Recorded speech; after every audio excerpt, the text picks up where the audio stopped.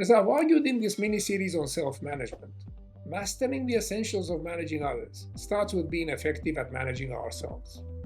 In the previous episode, I covered the second of four aspects of self-management: organization and discipline.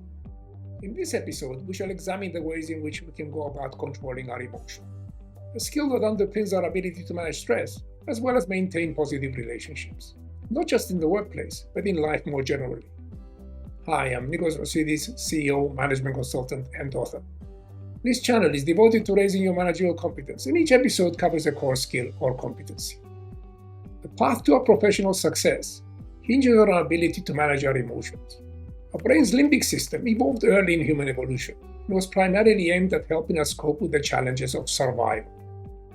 Threatening situations typically evoke a fight or flight response. The sight of a lion or a snake out in the open instills fear, and we react instinctively. We flee, or if we can't, we fight. Not a situation we typically get into nowadays, but it is imprinted in our collective memory and prompts an unconscious response. In fact, memory and experience activate our emotions, making us feel frustrated, angry, afraid, or happy, hopeful, optimistic, inspired. Of course, even positive feelings, like anticipating an event such as a wedding, a promotion, a new job, or an award ceremony, can be very stressful, but we can normally manage those. All right, I'm about to go on stage. There are 7,000 people out there, and it's so exciting. In the transition from adolescence to adulthood, our focus is naturally on learning to rein in our impulses, to keep them in check. Of course, this is far from straightforward, as emotions typically generate knee-jerk reactions that are often driven by our irrational biases. We act on impulse without thinking things through, and may regret it later. Nobel Prize winner Daniel Kahneman talks about this in his best-selling book, Thinking, Fast and Slow. One of the key insights in that book is that there are two modes or systems of thought.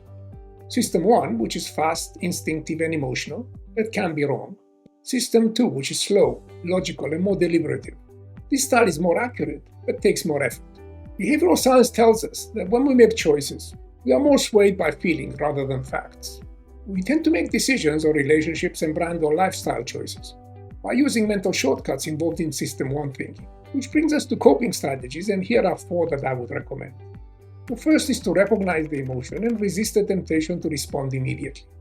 A cooling off period often allows us to avoid acting on impulse.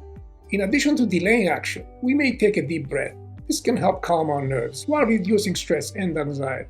The second strategy is that of framing, which involves recognizing the existence of the emotion and reframing it in a constructive way.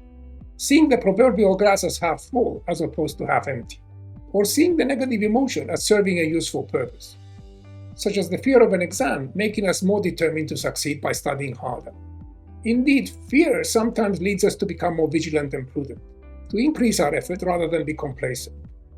Another example of reframing is when nurses in hospitals refer to our discomfort instead of our pain.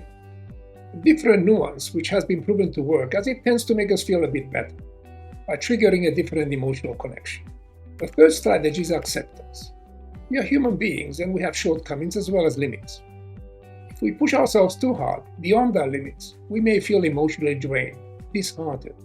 By accepting our frailties and limits, we can adjust and focus on what we can handle, finding ways to prioritize the rest. The fourth strategy is separation. We become emotionally exhausted when we are in the presence of a stressor, say in the workplace. Leaving the office, if possible, can help us calm down and refocus. This can have an immediate and positive impact. So we must first recognize how emotions affect us and use proven coping strategies to help manage them. As with anything, being aware of something is a critical first step in devising ways to deal with it. So long for now, and see you in the next episode.